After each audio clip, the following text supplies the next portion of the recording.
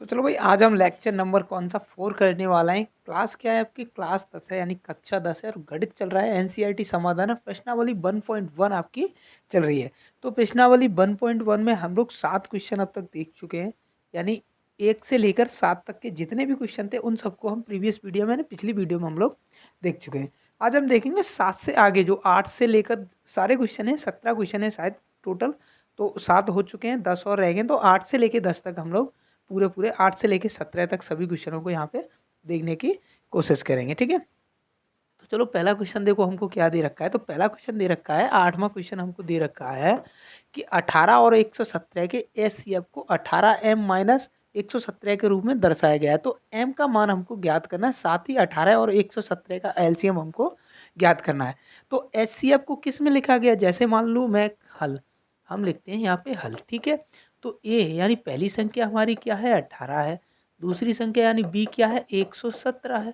ठीक है, और एचसीएफ हमको दे रखा है, एचसीएफ हमको दे रखा है 18m माइनस 117। ठीक है, और हमको क्या करना है? m यहाँ से निकालना है। m का मान क्या करना है? निकालना है। यानी m हमको यहाँ से निकालना है और एलसीएम भी हमको निकालना है, एलसीएम भी हमको दिखाना है। ठीक है, तो दो चीज़ें इसमें निकालनी है, कोई ज़्यादा क्वेश्चन है नहीं। तो मैंने क्या बताया था कि जो भी संख्याएं आपको दे रखी हैं उन संख्याओं को पहले तो फैक्टर रूप में तोड़िए। ठीक है, तो पहले हम 18 को तोड़ते हैं। तो देखो 2 से तोड़ेंगे तो कितना हो जाएगा? 9। फिर 3 से काटेंगे तो 3, फिर 3 से काटेंगे 1। ठीक है, अब 117 को तोड़ना है, 117 को तोड़ना है। ठीक है, तो 2 से तोड़िए इसको। 2 पंजे 10, 2 से टूट रहेगा, 2 पंजे 10, एक बचा, यहाँ 17 को 2 से नहीं कट रहा है तो हम 3 से काटने जाएंगे। ठीक है, तो 3 तरक के 9, 2 बचा, 3 9 27। ठीक है, 3 तरक के 9, 11 है, 2 बचा, फिर 27 में जाएगा तो 27 हो जाएगा, 7 की तरफ जाएगा तो वो 27 हो गया, और 9 तिया 27 यानी 9 बार कटा। फिर देखो, फिर ये 3 से कट रहा है तो 3 से कट रहा है एक बार, और 3 तरक के 9, फिर ये कट रहा है 13 से एक बार। ठीक है, तो सिंपली इसके फैक्टर कितने आए? सिंपली जो इसके फैक्टर आए, तो अब यहाँ पे आप देखोगे तो 18 है, उसके फैक्टर कितने आए आपके? 2 इंटू 3 इंटू 3। ठीक है, फिर आपकी 117 है, 117 के फैक्टर कितने आ रहे हैं आपके? 3 इंटू 3 इंटू 13, ये फैक्टर आए। अब एचसीएफ हम कैसे निकालते हैं? तो एचसीएफ होता है हाईएस्ट कॉमन फैक्टर, बड़े से बड़ा वो गुणनखंड जो इन दोनों संख्याओं को काटे। बड़े से बड़ा वो गुणनखंड जो इन दोनों संख्याओं को काटे, तो दोनों में कॉमन भी तो होना चाहिए। देखो 3 ऊपर है, 3 नीचे है, 3 3 डबल है, तो यहाँ से देखो एचसीएफ कितना हो जाएगा हमारा? 9 हो जाएगा। देखो एचसीएफ अगर निकालेंगे, एचसीएफ, एचसीएफ क्या होता है? Highest common factor, highest common factor. तो एक तो यहाँ पे 3 का जोड़ा मिल रहा है, और एक ये वाला 3 और ये वाला 3, यानी 3 इंटू 3 का जोड़ा मिल रहा है। 3 इंटू 3 बराबर 9, तो आपका एचसीएफ हो गया। ठीक है, बात अगर एलसीएम की करते हैं हम, एलसीएम, तो जो जोड़ा मिल रहा है उनको तो आपको लिखना ही लिखना है। तो 3 इंटू 3 इंटू, अब बचा कितना है? 2 बचा है, और कितना बचा है? 13। तो 13 दूनी 26 और 9, यानी 9 और 26, 9 और 26, 9 छक्के 54 की 4, 9 छक्के 54 की 4, हासिल लगा 5, 9 दूनी 18, 18 5 कितना होगा? 23। तो 234 इसका क्या हो जाएगा? इसका एलसीएम हो जाएगा। तो 234 कितना हो गया? इसका एलसीएम हो गया। तो एक तो हमको निकल के आया है, तो एलसीएम हमारा कितना निकल के आया? 234। तो एलसीएम कैसे निकालते हैं कि देखो एचसीएफ निकालते हैं, उसके लिए जो जोड़ा बन रहा है, दोनों में जो कॉमन मिल रहा है, दोनों के पहले तो हमने फैक्टर कर लिए, फैक्टर करने के बाद उनको लिख लिया। अब जो चीज़ कॉमन मिली है, 2 ऊपर है नीचे नहीं है, तो इसको नहीं लेंगे एचसीएफ में। 3 ऊपर है 3 नीचे है, कॉमन मिल गया भाई, 3 एक मैंने ले लिया। फिर 3 ऊपर है, एक और 3 ऊपर था और एक और नीचे है, तो मैंने 2 ले लिया। ठीक है, 13 नीचे है ऊपर नहीं है, तो ये आपका एचसीएफ में काउंट नहीं होगा, जबकि एलसीएम में ये काउंट होगा। तो एलसीएम में एचसीएफ हमारा 3 और 3 यानी 2 जोड़े ही मिल रहे हैं, हम तो 9 एचसीएफ हो गया हमारा। फिर जैसे ही हमने एलसीएम लिया तो 3 और 3 यानी जोड़े मिल रहे हैं, उनको तो लिख लिया, बाकी बचे कितने थे? अगर इसको ऐसे भी कर दो, यानी ये हमका ले लिए, ये भी ले लिया, और ये भी ले लिए, ये भी ले लिए एलसीएम के लिए, तो हमारे पास 2 और 13 बचा, 2 और 13 बचा। तो जैसे ही 2 और 13 बचा हमारे पास, तो हमने क्या किया? उसको एलसीएम में कंसीडर कर लिया, एलसीएम में हमने ले लिया। तो एलसीएम में क्या किया? 3 और 3 जो एचसीएफ वाले थी। ठीक है, 2 और बचा, और 13, 13 दूनी 26, और 3 तरह के 9, 9 और 26 का करोगे 234। अब एक तो हमारे पास आ गया कि हमने ये वाले एलसीएम तो निकाल लिया। अब हमको एम का मान भी तो करना है, तो एम के लिए हमने एचसीएफ देखो कितना निकाला है? तो 9 निकाला है। बराबर, और हमको ये भी तो दे रखा है, ये भी तो एचसीएफ ही दे रखा है। देखो ये एचसीएफ को 18m माइनस 117 के रूप में दर्शाया गया था। ठीक है, तो कितना है आपका 18m माइनस 117, 18m माइनस 117। जब उधर ले जाओगे इसको, 117 को इधर ले आओ, आप इधर ले आओगे तो ये प्लस का हो जाएगा। तो 18m बराबर 117 और प्लस 9, 117 प्लस 9। देखो मैंने ये इधर लिख दिया, ये तो प्लस का है ही है, और 9 उधर जाएगा तो ये भी इधर लेके आओगे तो ये माइनस का हो जाएगा। या इसको देखो यहाँ से ना करो तो इसको वो कैसे करोगे आप, 9 प्लस 117 बराबर 18m, तो वही तो मैंने यहाँ पे लिखा है। ठीक है, तो 18m बराबर 117 और 9, देखो कितना हो गया आपका 100, यहाँ पे देखो कितना हो गया 9 और 26, 126 हो गया। ठीक है, 126। तो m बराबर यहाँ से कितना निकलेगा, m बराबर 126 बट्टे 18, यानी 2 से काटोगे तो ये 9 बार कट गया, 2 से इसको काटोगे तो 6 और 3 63, और 9 तिया 63। तो m बराबर कितना आ गया, 9 तीसरा 9 मतलब 9 छक्के 54, 9 7 63, यानी 7, यानी 7 बार कटेगा। ये 9 से कितनी बार कटेगा, 7 बार। तो m बराबर हमारा कितना आ गया, 7 आ गया। तो m की भी तो वैल्यू हमको निकालनी थी, m की भी वैल्यू हमको निकालनी थी। तो m की कैसे निकाली हमने, एचसीएफ ये 9 निकाल लिया। ठीक है, एचसीएफ जैसे ही 9 निकाला, जबकि हमको एचसीएफ इसमें दे रखा है कि एचसीएफ कितना है, इसके रूप में दे रखा है। तो हमने क्या किया, 18m बराबर m माइनस 117 था। ठीक है, एक तो हमने निकाला, तो निकाला कितना था हमने 9, 9 को 117 में आप जोड़िए बराबर 18m। ठीक है, तो ये 126 हो जाएगा बराबर 18m। 18 से ये 117 कितने बार, 126 7 बार कट जाएगा, तो m बराबर कितना आया, 7 मेरा आंसर आ जाएगा। तो इसमें एलसीएम निकालना था, जो मैं 234 निकाल चुका हूँ, जबकि m का मान निकालना था तो मैंने m का मान भी इसमें आराम से निकाल लिया। आराम से इसको आपको समझ में आ गया होगा। ठीक है, अब हम चलते हैं दूसरे क्वेश्चन की ओर। तो 9वां क्वेश्चन क्या दे रखा है, देखो जांच कीजिए कि क्या किसी प्राकृतिक संख्या n के लिए संख्या 6 अंक 0 पर समाप्त हो सकती है। अब देखो 0 पर समाप्त होने के लिए हम हल लिखेंगे बराबर, यहाँ लिखिए कोई भी संख्या जब 0 पे समाप्त होगी तो 0 आएगा कहाँ से, एक तो 2 और 5 का मल्टीपल होना चाहिए, तभी तो होगा, 5 दूनी 10, तभी 0 आएगी। ठीक है, या 10 इंटू 1 का मल्टीपल होना चाहिए, तब 0 आएगी, तभी तो 0 आएगी। ठीक है, यानी 5 और 2 होने चाहिए। कोई भी संख्या है उसके अगर मल्टीपल, उसके अगर गुणनखंड 2 और 5 हैं तो वो संख्या निश्चित रूप से 0 पर समाप्त होगी। कोई भी संख्या ले लीजिए, यहाँ पर क्या होगा, 6n होगा, यहाँ पे 6 की पावर n होगा। ठीक है, 6 की पावर n। तो है क्या कि कोई भी संख्या लीजिए, अगर वो 0 पर समाप्त हो रही है, कहने का मतलब अगर कोई भी संख्या 0 पर समाप्त होगी तो उसके गुणनखंड कितनी भी बड़ी संख्या हो, 2 और 5 निश्चित रूप से होंगे। तो अब हम यहाँ 6 दे रखा है हमको, तो 6 के क्या करेंगे, हम गुणनखंड करेंगे। पहले तो हम ये लिख देते हैं कि कोई भी संख्या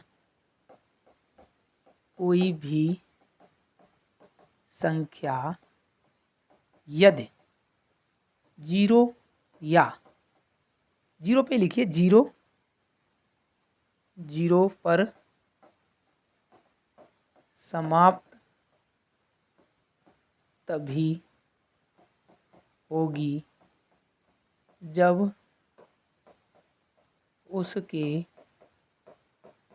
गुणनखंड 2,5 होंगे, 2,5 होंगे। तो कोई भी संख्या है वो 0 पर समाप्त होने के लिए उसके गुणनखंड कितने होने चाहिए, उसके गुणनखंड में 2 और 5 निश्चित रूप से होने चाहिए, तो वो संख्या आपकी 0 पर जाके समाप्त होगी।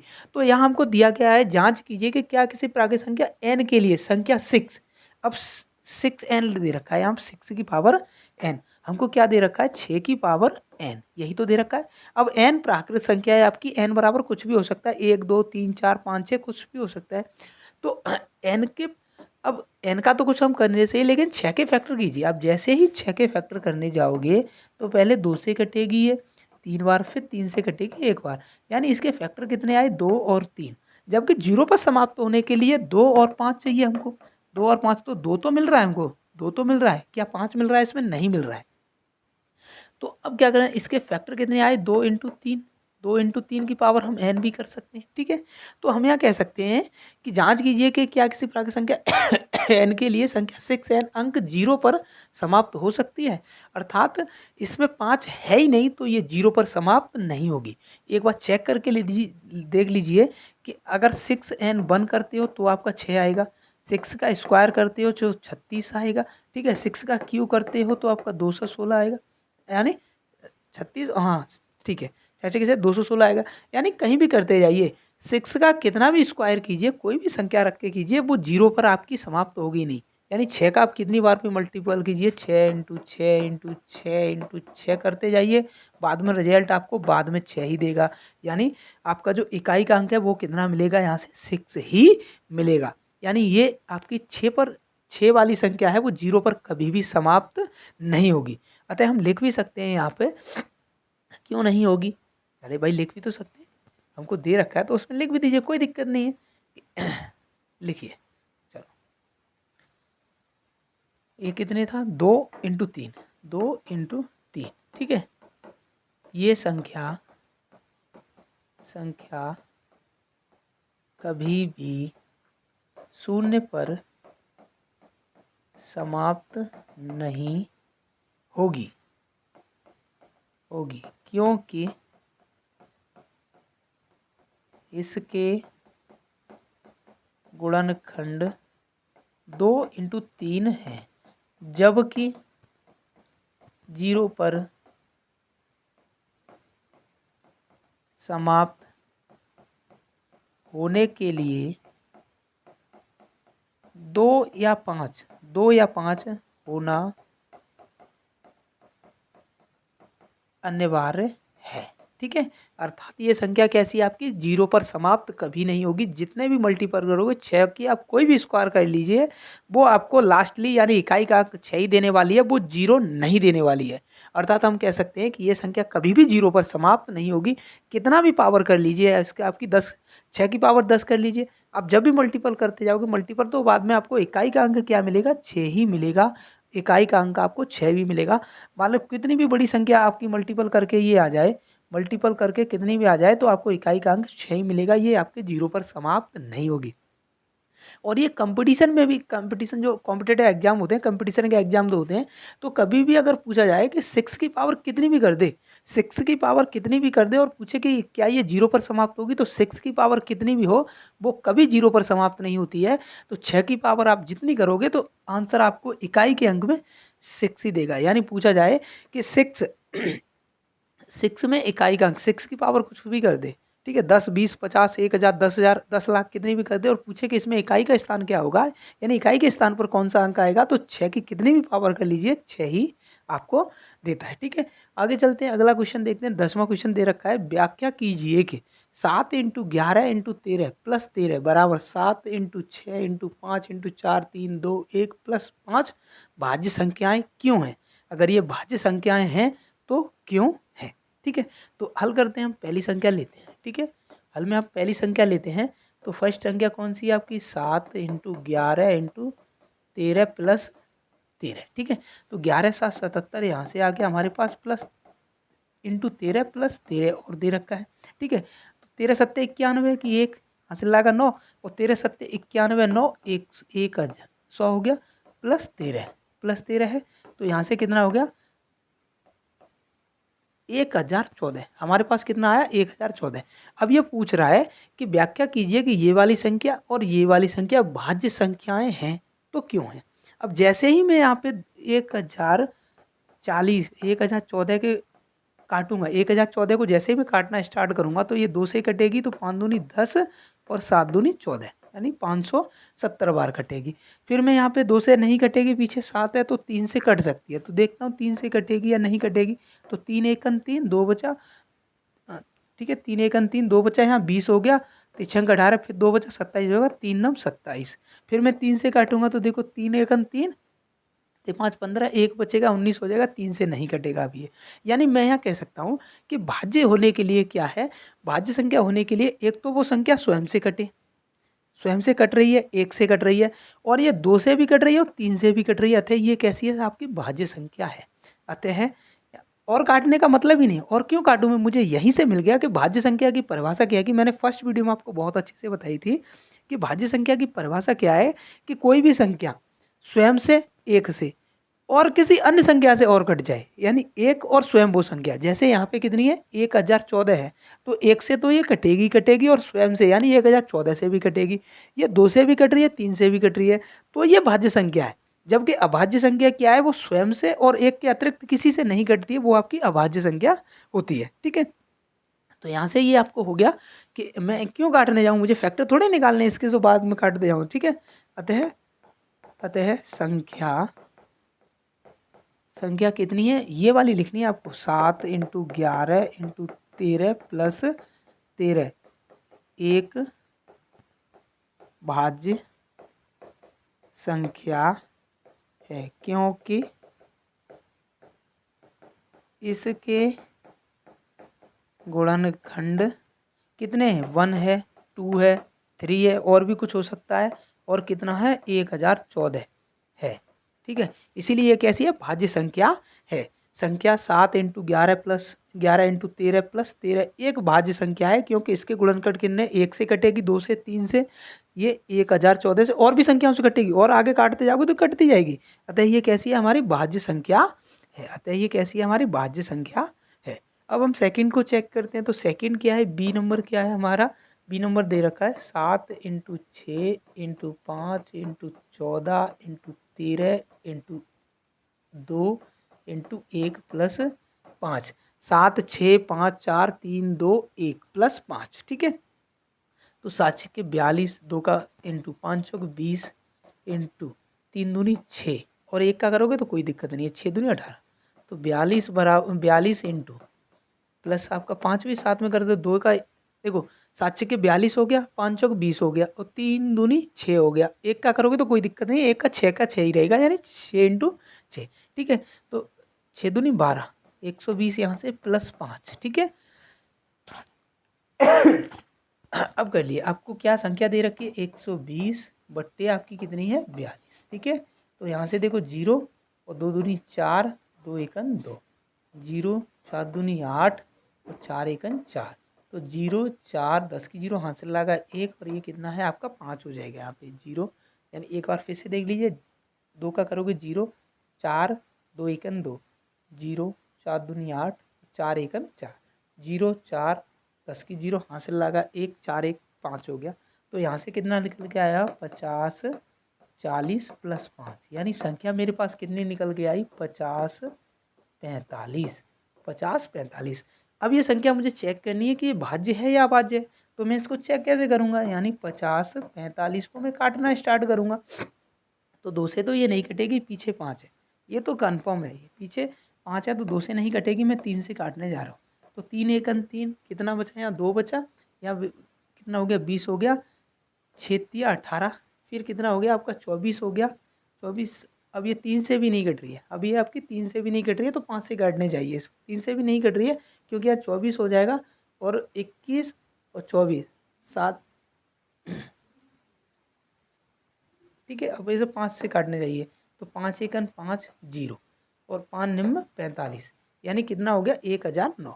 ठीक है, 1009, 5 से, ये आपकी 5 से कट रही है, फिर आप देखो 7 से कट रही है क्या, फिर आपकी 7 से कटेगी शायद, 7 एकन 7, 3 बचा 30 हो गया, 7 चौक 28, 7 चौक 28, 2 बचा 29 हो गया, यानी ये भी कट जाएगी, 5 से कट गई। तो मेनली मेरा मकसद क्या है, मैं इसको काटने क्यों जा रहा हूँ, 10 50 और 45 है, यानी 5 और 45 है, पहले तो ये 5 से कट गई, तो 1009 आया मेरा। ठीक है, 1009 आ गया, यानी मुझे यहाँ पे पता पड़ गया कि ये 5 से कट रही है। अब ये जैसे ही मुझे पता चला कि 5 से कट रही है, तो इसके गुणनखंड और भी हैं, अतः संख्या 7 × 6 × 5 × 4 × 3 × 2 × 1 + 5 भाज्य संख्या है, क्योंकि इसके गुणनखंड 1, स्वयं, 5 अन्य भी हो सकते, ज़्यादा काटते जाओगे तो आपको अन्य भी मिलेंगे। मेरा तो मेन मकसद यहाँ पे भाज्य संख्या और अभाज्य संख्या चेक करना है, तो मैं क्यों ज़्यादा काटूंगा, मैंने यहाँ पे देख लिया कि ये कट रही है, संख्या किसी न किसी से कट रही है, 2 से कटेगी, 7 से कटेगी, 11 से कटेगी, किसी से भी काट जाइए, ये कटती जाएगी आपकी। जब कटती जाएगी, जब नहीं कटेगी तो आपकी भाज्य संख्या होगी, जब नहीं कटेगी तो वो आपकी अभाज्य संख्या होगी।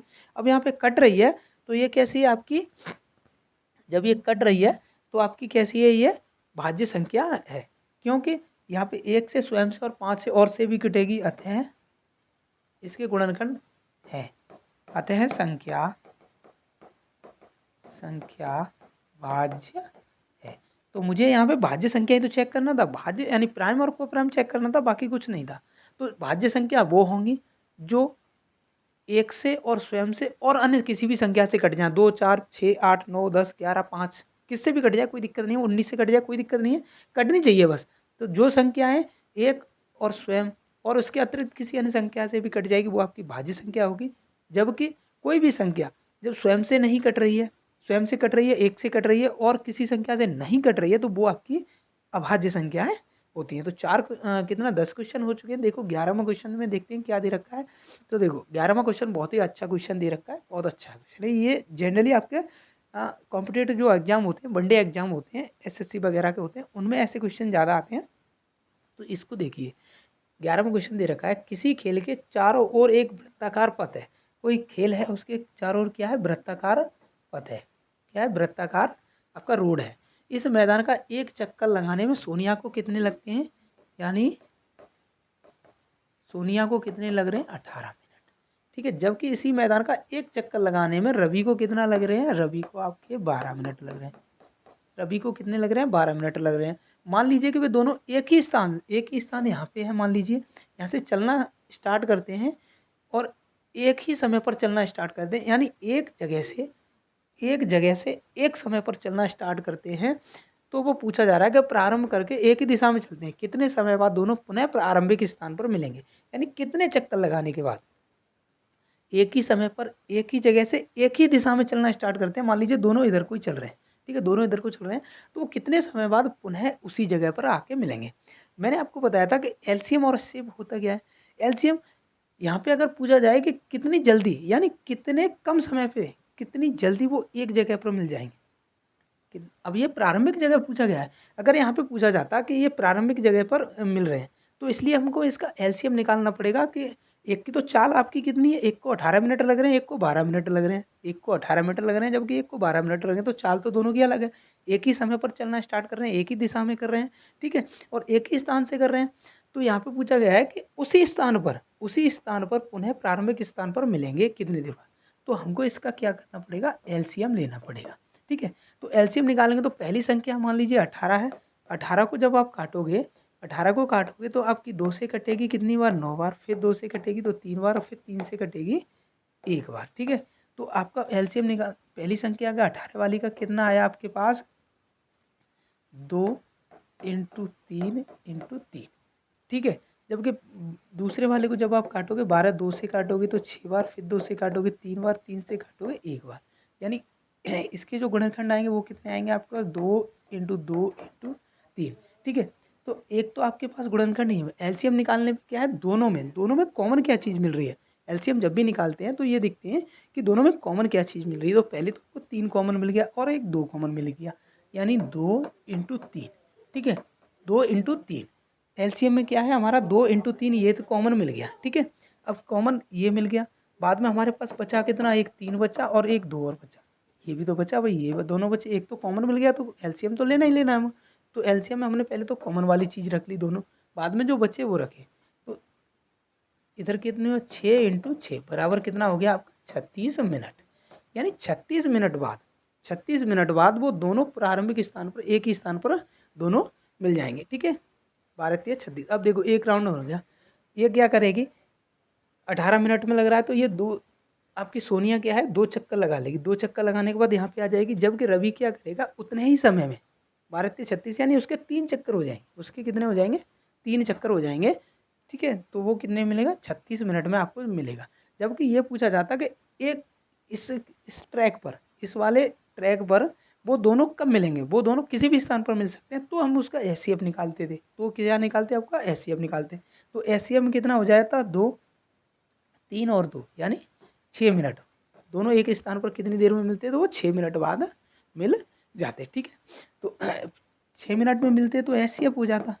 6 मिनट में दोनों एक स्थान पर कहीं भी मिल जाएंगे, वो 6 मिनट बाद दोनों एक स्थान पर मिल जाएंगे। ठीक है, जबकि आप क्या करोगे, एलसीएम निकालोगे तो 36 मिनट बाद वो प्रारंभिक यानी इसी स्थान पर दोनों आके एक जगह पर मिल जाएंगे। ठीक है, तो 11 क्वेश्चन हो चुके हैं। 11वां क्वेश्चन के बाद हम चलते हैं 12 क्वेश्चन की ओर। अब देखो 12वां क्वेश्चन क्या दे रखा है, दिखाइए कि किसी प्राकृतिक संख्या एन के लिए 12 एन होगा यहाँ पे। ठीक है, 12 एन का मान 0 या 5 पर समाप्त नहीं हो सकता, 0 या 5 पर समाप्त नहीं हो सकता। तो मैंने आपको बताया था कि कोई भी संख्या 0 और 5 पे समाप्त कब होगी, 0 या 5 पे समाप्त कब होगी। एक तो आपके 2 और 5 गुणनखंड होने, 5 दूनी 10 होने चाहिए। अगर मैं यहाँ 3 कर तब आपकी 15 पर होगी। तो आपकी 2, 3 और 5 ये गुणनखंड होने चाहिए उस संख्या में, तब वो आपकी 0 या 5 पर समाप्त होगी, तभी वो 0 या 5 पर समाप्त होगी। तो ऐसे क्वेश्चनों के लिए सिंपली जो आपको संख्या दी गई है, कोई भी संख्या दी गई है, उसके क्या कीजिए, आप फैक्टर कीजिए। तो 2 फिर 6 हो गया, फिर 3 हो गया, फिर आपका 1 हो जाएगा। यानी 12 है, 12 को 2 से काटोगे तो 6 बार, फिर 2 से काटोगे तो 3 बार, फिर 3 से काटोगे 1 बार। तो मैंने यहाँ पे देखा कि मुझे 2 तो मिल रहा है, 2 बार है, और 3 भी मिल रहा है। क्या मुझे 5 मिल रहा है, क्या मुझे 5 मिल रहा है, तो 5 मुझे नहीं मिल रहा है। अतः ये संख्या 0 या 5 पर समाप्त नहीं होगी। अगर 2 और 5 होने चाहिए तभी तो आपकी 0 पर होगी, और 5 और 3 होने चाहिए, यानी कोई भी विषम संख्या होनी चाहिए और उसके साथ 5 होना चाहिए, तभी वो संख्या 5 पर समाप्त होगी। मान लीजिए मैं यहाँ 7 लेता हूँ और 5 लेता हूँ, ये भी तो विषम संख्या है, ये विषम संख्या है, तो ये 35 देगी, यानी 5 पर समाप्त होगी। ठीक है, 11 ले लीजिए, विषम संख्या है 5, 11 पंजे 55, तब 5 पर होगी। अगर मैं कोई सम संख्या लेता हूँ, यानी 2 इंटू 5 करता हूँ, तभी वो 0 पर समाप्त होगी, या 10 हो गया। ठीक है, अगर मैं यहीं पे 4 इंटू 5 करता हूँ तो मुझे 20 देगा। ठीक है, 6 इंटू यानी कोई भी सम संख्या लेता हूँ 5 के साथ तो 30 देगा मुझे, यानी 0 पर समाप्त हो रही है। तो कोई भी सम संख्या लूँगा तब वो 0 पर समाप्त होगी, और कोई भी विषम संख्या 5 के साथ में लूँगा तो वो आपकी 5 पर समाप्त होगी। जबकि इसके गुणनखंड में 2 भी है, 3 भी है, लेकिन 5 नहीं है।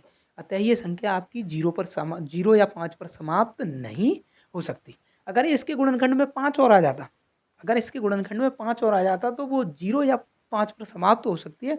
फिर वो घातों पे डिपेंड करती है कि घात कितनी है, 5 देगी या 0 देगी। अतः मैं कह सकता हूँ, अतः संख्या 12n, कोई भी रख लीजिए। 12 की पावर 1 करोगे तो आपको 12 देगा, 12 की पावर 2 करोगे तो आपको 144 देगा, 12 की पावर 3 कीजिए तो कोई भी संख्या देगा, लेकिन वो 0 और 5 पर समाप्त नहीं होगा, 0 और 5 पर समाप्त नहीं होगा। अतः संख्या 12 पावर n 0 या 5 पर समाप्त नहीं होगी, क्योंकि 0 या 5 पर समाप्त होने के लिए गुणनखंड कितने होने चाहिए आपके, 2 होने चाहिए, 3 होने चाहिए और 5 होने चाहिए, 5 होने चाहिए, जो कि 12 के नहीं है। ठीक है, जो कि 12 के गुणनखंड, तो 12 के गुणनखंड करोगे तो 2 और 3 तो मिल रहा है, क्या 5 मिल रहा है आपको, 5 नहीं मिल रहा है, तो वो 0 और 5 पर समाप्त नहीं हो सकती, 0 और 5 पर समाप्त नहीं होगी। ठीक है, तो आपके 12 क्वेश्चन हो चुके हैं। 12 के बाद हम देखते हैं 13 क्वेश्चन दे रखा है, निम्नतम भाज्य संख्या तथा निम्नतम अभाज्य संख्या का मासा ज्ञात कीजिए। निम्नतम भाज्य संख्या और निम्नतम अभाज्य संख्या का मासा हमको ज्ञात करना है। ठीक है, तो निम्नतम अभाज्य संख्या क्या थी आपकी, निम्नतम अभाज्य संख्या क्या थी, निम्नतम अभाज्य संख्या आपकी 2 थी। निम्नतम भाज्य संख्या आपकी कितनी थी, मैंने आपको शुरुआत में भी बताया था 2 थी। ठीक है, तो एचसीएफ तो इसका निम्नतम भाज्य संख्या, निम्नतम अभाज्य संख्या, देखो भाज्य संख्या सबसे छोटी कौन सी थी, तो भाज्य संख्या सबसे छोटी 4 थी। सबसे छोटी भाज्य संख्या मैंने आपको बताया था कि सबसे छोटी भाज्य संख्या कौन सी थी, 4 थी। जो 4 है आपकी वो 2 से कट रही है, तो भाज्य संख्या क्या होती है, भाज्य संख्या है जो स्वयं, अब ये 4 है तो पहली बात तो ये 1 से कटेगी, फिर 2 से कटेगी और 4 से कटेगी। जैसे ही मैंने देखा कि 1 और 4 के अतिरिक्त इसका एक और गुणनखंड 2 आ गया, तो ये भाज्य संख्या हो गई। तो भाज्य संख्या निम्नतम सबसे छोटी भाज्य संख्या 4 थी, जबकि सबसे छोटी अभाज्य संख्या कौन-सी थी आपकी? 2 थी। सबसे छोटी अभाज्य संख्या कितनी है आपकी? 2 थी। तो यहाँ पूछा गया है कि निम्नतम भाज्य संख्या तथा निम्नतम अभाज्य संख्या का मासा ज्ञात करना है। आपको क्या ज्ञात करना है? मासा ज्ञात करना है। तो जैसे ही मैं इसके गुणनखंड करूँगा तो 2 × 2 आ जाएँगे, जबकि इसके कितने? 2 है। तो जोड़ा कितने का बन रहा है? 2, यानी एक संख्या का बन रहा है। जबकि एलसीएम की बात की जाए तो 2 × 2 यानी 4 हो जाएगा। जबकि एलसीएम की बात की जाए तो कितना हो जाएगा आपके पास? 4 हो जाएगा। यहाँ पे एचसीएफ की बात की गई है, तो एचसीएफ क्या होता है कि दोनों संख्या में जो संख्या कॉमन मिल रही है जो संख्या कॉमन मिल रही है वो आपकी कौन सी है? एचसीएफ कहलाती है। तो निम्नतम भाज्य संख्या आपकी 4 है, जबकि निम्नतम अभाज्य संख्या कितनी है? 2 है। तो उन दोनों का मासा, यानी यहाँ एचसीएफ लिख लीजिए, कोई दिक्कत नहीं है। मासा महत्तम समापवर्ती होता है और इंग्लिश में इसको एचसीएफ हाईएस्ट कॉमन फैक्टर भी बोलते हैं। ठीक है, तो आपका कितना आ गया? 2 आ गया। यहाँ से आपका आंसर कितना आ गया? 2 आ गया। निम्नतम भाज्य संख्या 4 है, 4 को आप तोड़ोगे तो 2 × 2 में टूटेगी, यानी 2 उसके गुणनखंड होंगे। जबकि अभाज्य संख्या 2 बराबर कितनी है? अभाज्य संख्या तो 2 है ही है। तो एक जोड़ा हमको यहाँ से मिल जाएगा। तो एचसीएफ हमारा कितना हो जाएगा? 2। एचसीएफ का क्या है? जो दोनों में कॉमन मिल रहा है, जो फैक्टर दोनों में कॉमन मिल रहा है उसको एक बार लिखिए। अगर इसमें और भी कॉमन मिलेगा कुछ तो उसको भी लिखिए। तो एचसीएफ क्या हो जाएगा हमारा? 2 हो जाएगा। तो हमारी क्या हो जाएगा? दोनों का एचसीएफ कितना हो जाएगा? 2 हो जाएगा। तो वही आपका आंसर हो जाएगा। तो 13 क्वेश्चन हो चुके हैं। 14वां क्वेश्चन देखो तो क्या दे रखा है कि अंकगणित की आधारभूत प्रमेय का प्रयोग करके 120 और 144 का एलसीएम और एचसीएफ हमको ज्ञात करना है। अब हमको दो संख्याएं दी रखी हैं जिनका एलसीएम और एचसीएफ ज्ञात करना है। तो पहली संख्या हमको क्या दे रखी है? 120। दूसरी संख्या क्या दे रखी है हमको? 144। तो इसका क्या करेंगे? सिंपली हमको जो संख्या दे रखी है और हमको निकालना क्या है? आपको एलसीएम निकालना है। ठीक है, एलसीएम निकालना है और आपका एचसीएफ दोनों ही हमको निकालने हैं। तो पहली संख्या हमको 120 दे रखी है, तो 120 के जैसे ही हम फैक्टर करेंगे 2 से काटेंगे तो ये 60 बार कटेगा, फिर 2 से काटेंगे 30 बार कटेगा, फिर 2 से काटेंगे 15 बार कटेगा, फिर 5 से काटेंगे 5 बार और फिर 5 से काटेंगे 1 बार।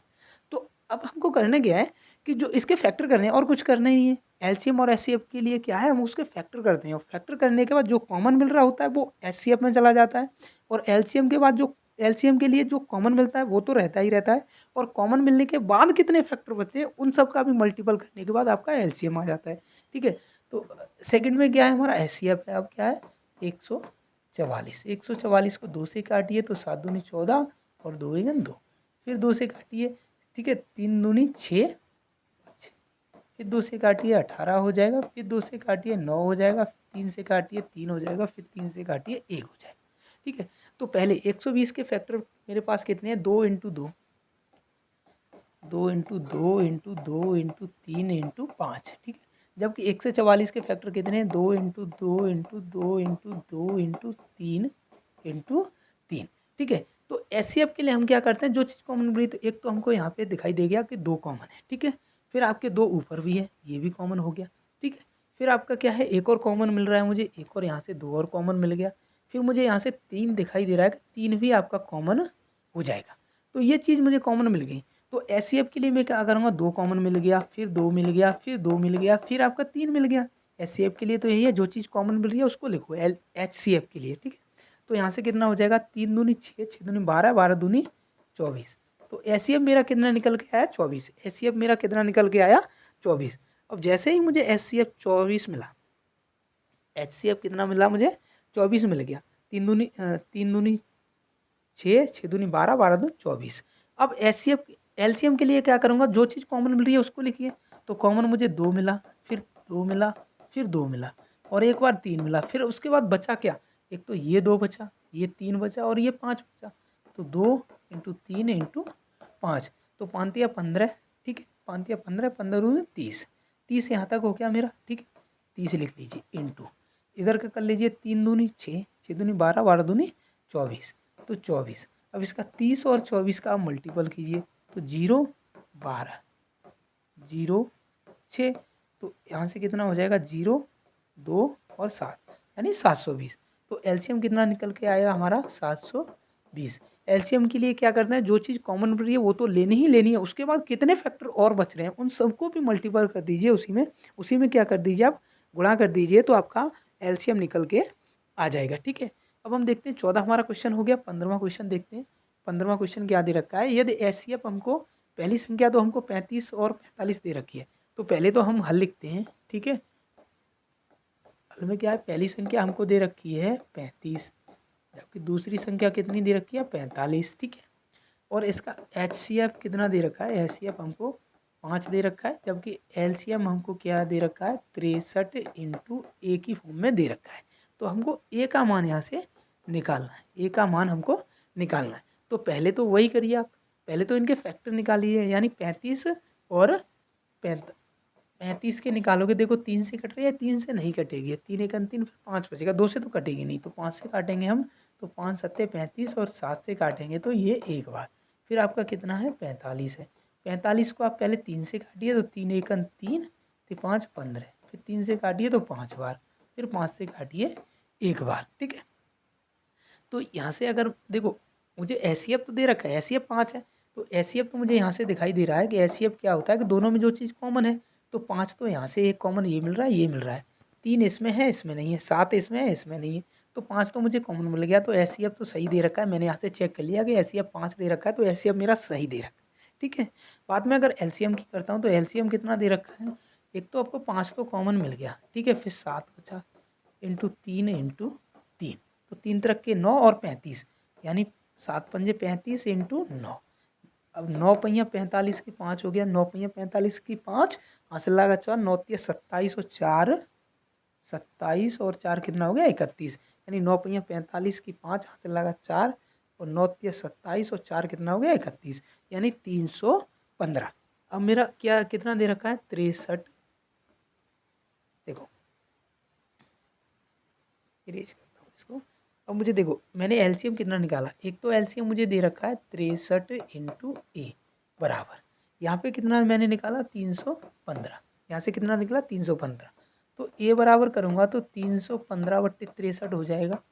ठीक है, तो 9 7 63, यहाँ से 9 से ये 7 बार कट गया, और 9 तिया 27, 9 तिया 27 हो गया, 4 बार 9 पहिया 45, यानी ए बराबर फिर मेरे पास कितना आया 35/7, 7 पहिया 45। ठीक है, 7 पंजे 35, यानी ए बराबर कितना आया मेरे पास 5 निकल के आया। ए बराबर कितना निकल गया 5 देगा, क्योंकि एलसीएम मुझे 63 इंटू ए दे रखा है, जबकि मैंने एलसीएम निकाला तो 315 आया।